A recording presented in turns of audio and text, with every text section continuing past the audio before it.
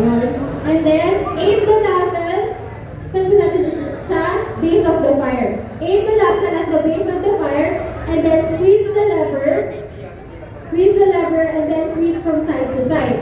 Make sure po, pag nagamit po tayo ng fire extinguisher, may distance po tayo sa apoy. Mga 2 to 3 meters away or 6 to 8 feet away from the fire.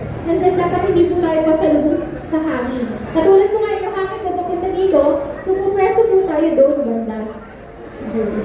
Para po hindi bumalik sa atin yung chemical. So, na-demonstrate po ni Air Force Giovanni Jenson. Dito, baka po na papunta